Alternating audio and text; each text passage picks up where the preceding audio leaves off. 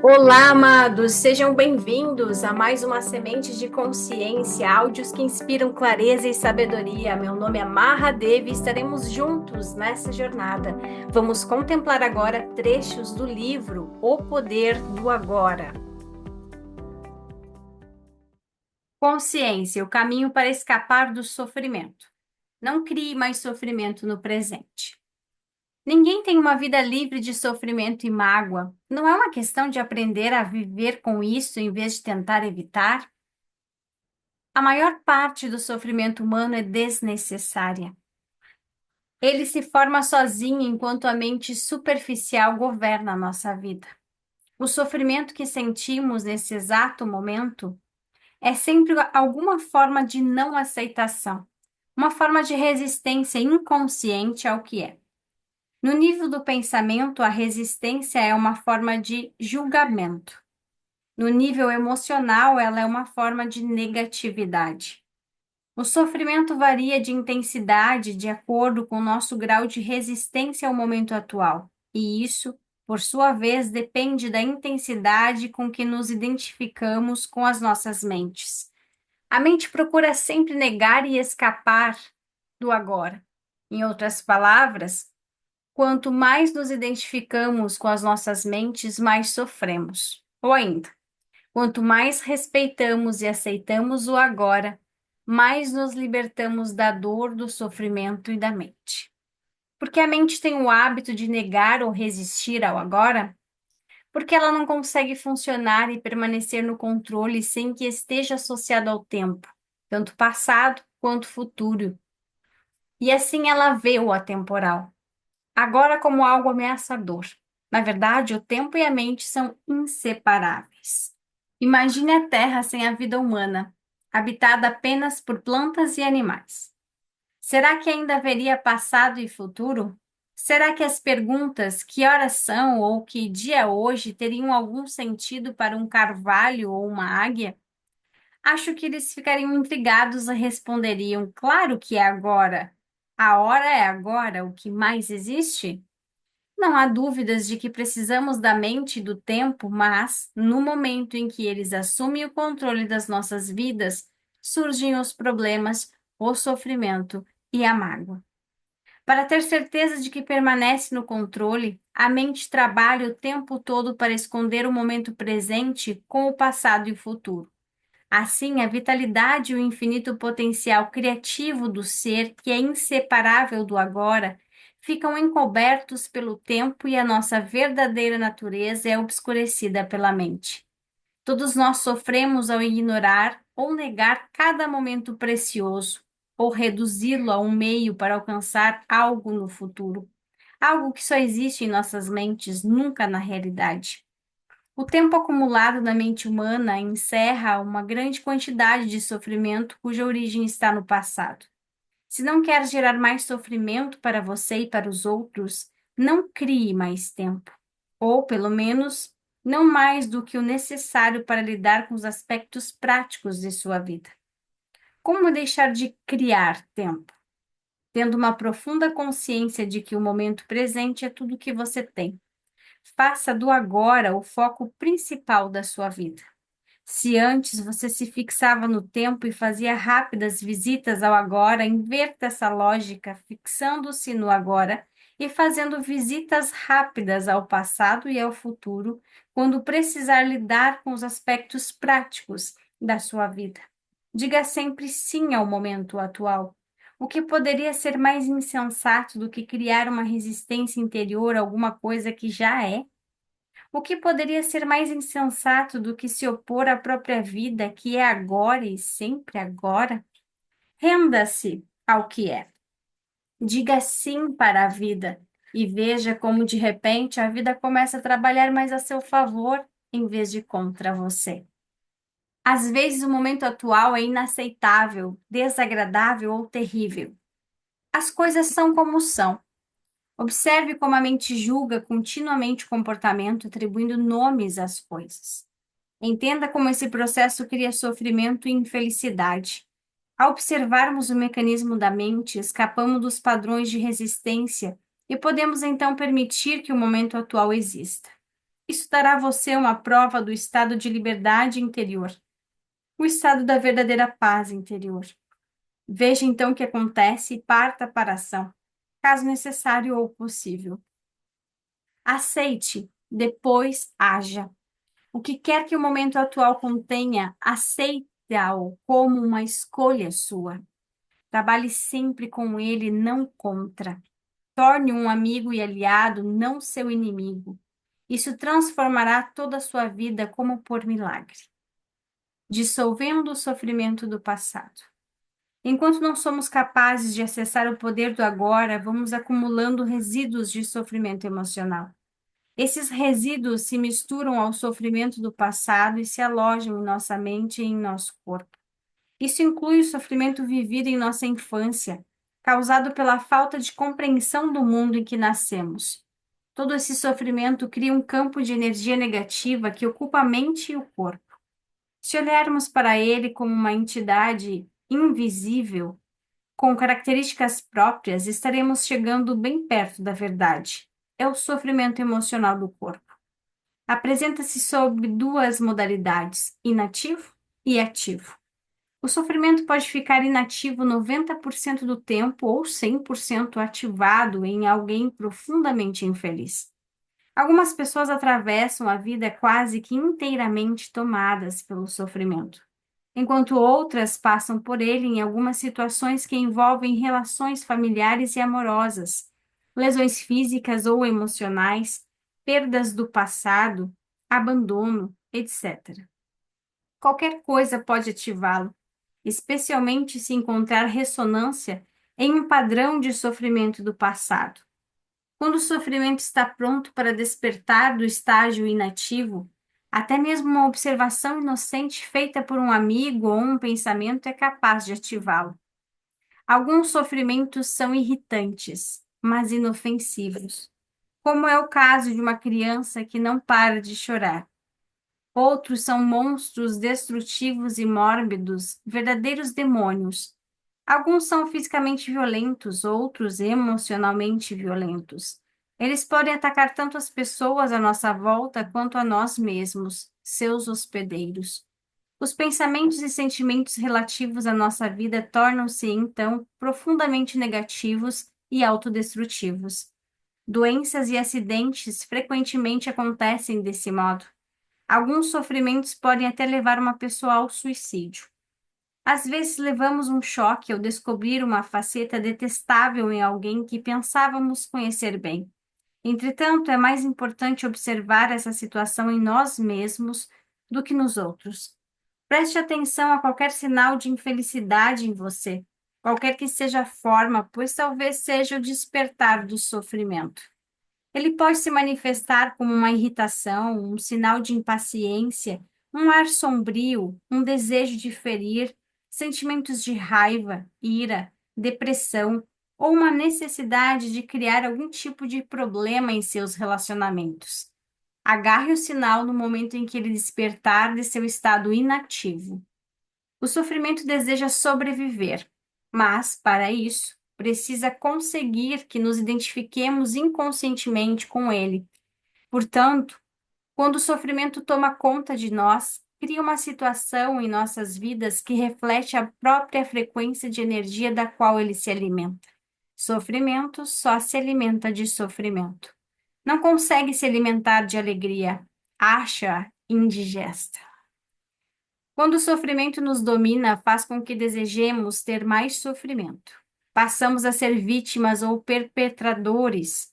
Queremos infligir sofrimento, ou senti-lo, ou ambos. Na verdade, não há muita diferença entre os dois. É claro que não temos consciência disso e afirmamos que não queremos sofrer. Mas preste bem atenção e verá que o seu pensamento e o seu comportamento estão programados para continuar com o sofrimento, tanto para você quanto para os outros. Se você estivesse consciente disso, o padrão iria se desfazer, porque desejar mais sofrimento é uma insanidade, e ninguém é insano conscientemente. O sofrimento, a sombra escura projetada pelo ego, tem medo da luz da nossa consciência. Teme ser descoberto. Sobrevive graças à nossa identificação inconsciente com ele, assim como do medo inconsciente de enfrentarmos o sofrimento que vive dentro de nós. Mas se não o enfrentarmos, se não direcionarmos a luz da nossa consciência sobre o sofrimento, seremos forçados a revivê-lo. O sofrimento pode nos parecer um monstro perigoso, mas eu lhe garanto que se trata de um fantasma frágil. Ele não pode prevalecer sobre o poder da nossa presença. Alguns ensinamentos espirituais dizem que todo sofrimento é, em última análise, uma ilusão. E isso é verdade. A questão é se isso é uma verdade para você. Acreditar simplesmente não transforma nada em verdade. Você quer sofrer para o resto da vida e permanecer dizendo que é uma ilusão? Será que essa atitude livra você do sofrimento? O que nos interessa aqui é o que podemos fazer para vivenciar essa verdade, ou seja, torná-la real em nossas vidas. Portanto, o sofrimento não quer que nós o observemos diretamente e vejamos o que realmente é. No momento em que observamos, sentimos seu campo energético dentro de nós e desfazemos nossa identificação com ele. Surge uma nova dimensão da consciência. Chama isso presença. Passamos a ser testemunhos ou observadores do sofrimento. Isso significa que ele não pode mais nos usar, fingindo ser nosso eu interior. Então, não temos mais como realimentá-lo. Aqui está a nossa mais profunda força interior. Acabamos de acessar o poder do agora. O que acontece ao sofrimento quando nos tornamos conscientes o bastante para romper a nossa identificação com ele? A inconsciência cria o sofrimento. A consciência transforma o sofrimento nela mesma. São Paulo expressa esse princípio universal de uma forma linda ao dizer: tudo é revelado ao ser exposto à luz, e o que for exposto à própria luz se torna luz. Assim como não se pode lutar contra a escuridão, não se pode lutar contra o sofrimento. Tentar fazer isso poderia gerar um conflito interior e um sofrimento adicional. Observar o sofrimento já é o bastante. Observá-lo implica aceitá-lo como parte do que existe naquele momento. O sofrimento consiste na energia vital aprisionada que se desprendeu do campo energético total e se fez temporariamente autônoma, através de um processo artificial de identificação com a mente. Ela se volta para dentro de si mesma e se torna algo contrário à vida, como um animal tentando comer o próprio rabo. Por que você acha que a nossa civilização se tornou tão autodestrutiva? Acontece que as forças destrutivas da vida ainda são energia vital. Mesmo quando começamos a deixar de nos identificar e nos tornamos observadores, o sofrimento ainda continua a agir por um tempo e vai tentar fazer com que voltemos a nos identificar com ele. Embora não esteja mais recebendo energia originada da nossa identificação com ele, o sofrimento ainda tem sua força, como uma roda gigante que continua a girar, mesmo quando deixa de receber um impulso. Nesse estágio, o sofrimento pode até ocasionar dores em diversas partes do corpo, mas elas não vão durar. Esteja presente, fique consciente, vigie o seu espaço interior. Você vai precisar estar presente e alerta para ser capaz de observar o sofrimento de um modo direto e sentir a energia que emana dele. Agindo assim, o sofrimento não terá força para controlar o seu pensamento. No momento em que o seu pensamento se alinha com o campo energético do sofrimento, você está se identificando com ele e, de novo, alimentando-o com seus pensamentos. Por exemplo, se a raiva é a vibração de energia que predomina no sofrimento e você alimenta esse sentimento, insistindo em pensar no que alguém fez para prejudicá-lo ou no que você vai fazer em relação a essa pessoa, é porque você já não está mais consciente e o sofrimento se tornou você. Onde existe raiva, existe sempre um sofrimento oculto. Quando você começa a entrar em um padrão mental negativo e a pensar como a sua vida é horrorosa, isso quer dizer que o pensamento se alinhou com o sofrimento e que você passou a estar inconsciente e vulnerável a um ataque do sofrimento. Utilizo a palavra inconsciência no presente contexto para significar uma identificação com um padrão mental ou emocional. Isso implica uma ausência completa do observador. Manter-se em um estado de alerta consciente destrói a ligação entre o sofrimento e o mecanismo do pensamento e aciona o poder de transformação. É como se o sofrimento se tornasse o combustível para a chama da consciência, resultando em um brilho de mais intensidade. Esse é o significado esotérico da antiga arte da alquimia, a transformação do metal não precioso em ouro, do sofrimento em consciência. A separação interior cicatriza e você se torna inteiro outra vez. Cabe a você, então, não criar um sofrimento adicional. Resumindo o processo, concentre a atenção no sentimento dentro de você. Reconheça que é o sofrimento.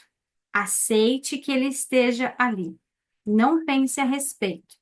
Não permita que o sentimento se transforme em pensamento. Não julgue nem analise. Não se identifique com o sentimento. Esteja presente e observe o que está acontecendo dentro de você. Perceba não só o sofrimento emocional, mas também a presença de alguém que observa, o observador silencioso. Esse é o poder do agora, o poder da sua própria presença consciente. Veja, então, o que acontece. Em inúmeras mulheres, o sofrimento manifesta-se, em particular, no período anterior ao fluxo menstrual. Mais adiante, comentarei as razões pelas quais isso acontece. No momento, o importante é que você seja capaz de estar alerta e presente quando o sofrimento aparecer e de observar o sentimento em vez de se deixar dominar por ele. Essas atitudes proporcionam uma oportunidade para a mais poderosa das práticas espirituais e tornam possível uma rápida transformação de todo o passado. A identificação do ego com o sofrimento. O processo que acabei de descrever é extremamente poderoso, embora simples. Poderia ser ensinado a uma criança, e tenho a esperança de que um dia será uma das primeiras coisas a serem aprendidas na escola. Uma vez entendido o princípio básico do que significa ele estar presente, observando o que acontece dentro de nós, e entendemos isso quando passamos pela experiência, teremos à nossa disposição a mais poderosa ferramenta de transformação. Não nego que podemos encontrar uma forte resistência interna tentando nos impedir de pôr um fim à identificação com o sofrimento. Isso acontecerá particularmente se tivermos vivido intimamente identificados com o sofrimento emocional durante a maior parte da vida, e se tivermos investido nele uma grande parte ou mesmo todo o nosso sentido de eu interior. Isso significa que construímos um eu interior infeliz por conta do nosso sofrimento e acreditamos que somos essa ficção fabricada pela mente. Nesse caso, nosso medo inconsciente de perder a identidade vai criar uma forte resistência a qualquer forma de não identificação.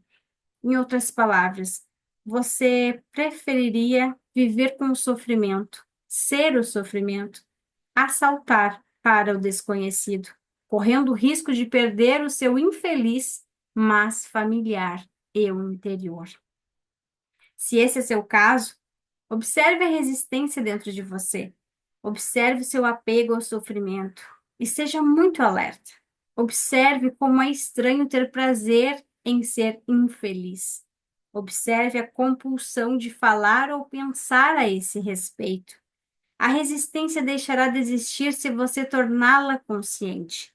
Poderá então dar atenção ao sofrimento, estar presente como testemunha e iniciar a transformação.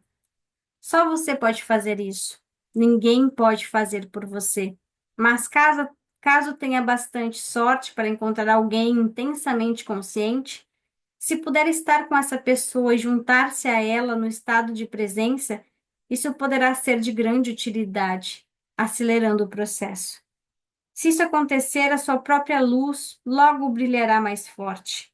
Quando colocamos um pedaço de lenha que tenha começado a queimar há pouco tempo perto de outro que está queimando vigorosamente. E depois separamos os dois outra vez. O primeiro tronco passará a queimar com uma intensidade muito maior. Afinal de contas, é o mesmo fogo.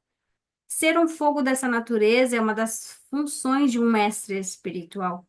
Alguns terapeutas estão aptos a preencher essa função desde que tenham alcançado um ponto além do nível da consciência e sejam capazes de criar e sustentar um estado de presença intensa e consciente enquanto estiverem trabalhando com você. A origem do medo. Você mencionou o medo como uma parte do nosso sofrimento emocional latente. Por que há tanto medo na vida das pessoas? Uma certa dose de medo não é saudável? Se eu não tivesse medo do fogo, poderia colocar minha mão dentro dele e me queimar? A razão pela qual não colocamos a mão no fogo não é o medo, e sim a certeza de que vamos nos queimar. Não é preciso ter medo para evitar um perigo desnecessário, basta um mínimo de inteligência e bom senso.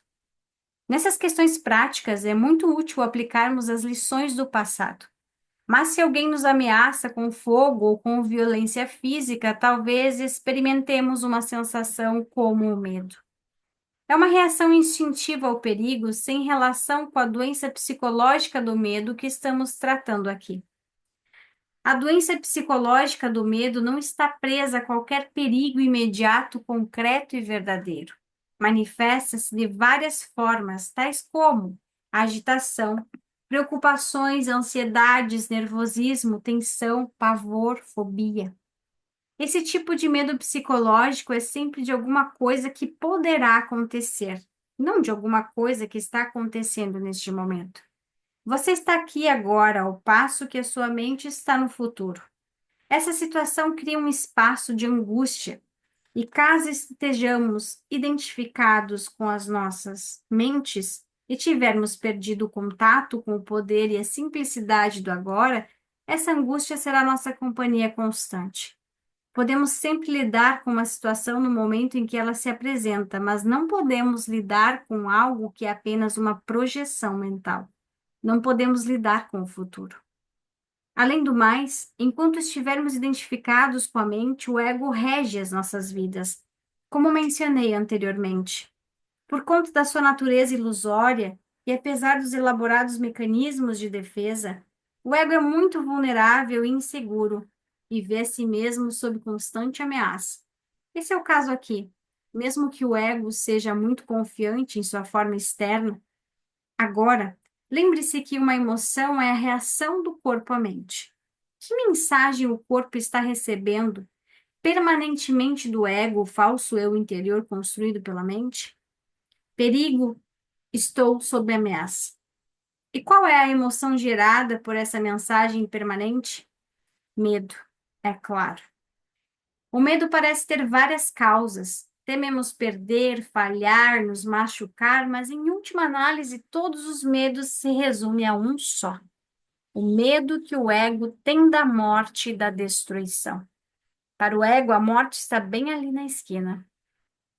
No estado de identificação com a mente, o medo da morte afeta cada aspecto da nossa vida. Por exemplo, mesmo uma coisa aparentemente trivial ou normal, como a necessidade de estar certo em um argumento e demonstrar a outra pessoa que ela está errada, defendendo a posição mental com a qual nos identificamos, acontece por causa do medo da morte. Se estivermos identificados com uma atitude mental e descobrimos que estamos errados, nosso sentido de eu interior baseado na mente corre um risco sério de destruição. Portanto, assim como o ego, você não pode errar. Errar é morrer. Muitas guerras foram disputadas por causa disso e inúmeros relacionamentos foram destruídos. Uma vez que não estejamos mais identificados com a mente, não faz a menor diferença para o nosso eu interior estarmos certos ou errados. Assim, a necessidade compulsiva e profundamente inconsciente de ter sempre razão, que é uma forma de violência, vai desaparecer. Você poderá declarar de modo claro e firme como se sente ou o que pensa a respeito de algum assunto, mas sem agressividade ou qualquer sentido de defesa. O sentido do eu interior passa a se originar de um lugar profundo e verdadeiro dentro de você, não mais de sua mente. Tenha cuidado com qualquer tipo de defesa dentro de você. Está se defendendo de quê? De uma identidade ilusória? De uma imagem em sua mente? De uma entidade fictícia? Ao trazer esse padrão à consciência, ao testemunhá-lo, você deixa de se identificar com ele. Sob a luz da sua consciência, o padrão de inconsciência irá se dissolver rapidamente. Esse é o fim de todos os argumentos e jogos de poder tão prejudiciais aos relacionamentos. O poder sobre os outros é a fraqueza disfarçada de força. O verdadeiro poder é interior e está à sua disposição agora.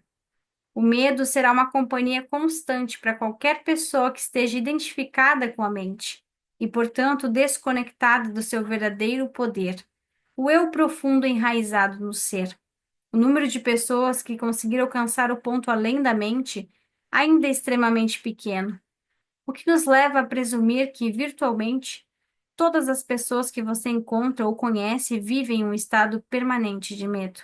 Só o que varia é a intensidade. Ele flutua entre a ansiedade e o pavor numa ponta da escala e um desconfortável, vago e distante sentido de ameaça na outra. Muitas pessoas só tomam consciência disso quando o medo assume uma de suas formas mais agudas. A busca do ego pela plenitude. Um outro aspecto do sofrimento emocional é uma profunda sensação de falta, de incompletude, de não se sentir inteiro. Em algumas pessoas isso é consciente, em outras não. Quando está consciente, a pessoa tem uma sensação inquietante de que não é respeitada ou boa o bastante. Na forma inconsciente, essa sensação se manifesta indiretamente como um anseio, uma necessidade ou uma carência intensa. Em ambos os casos, as pessoas podem acabar buscando compulsivamente uma forma de gratificar o ego e preencher o buraco que sentem por dentro. Assim, empenham-se em possuir propriedades, dinheiro, sucesso, poder, reconhecimento ou um relacionamento especial para se sentirem melhores e mais completas.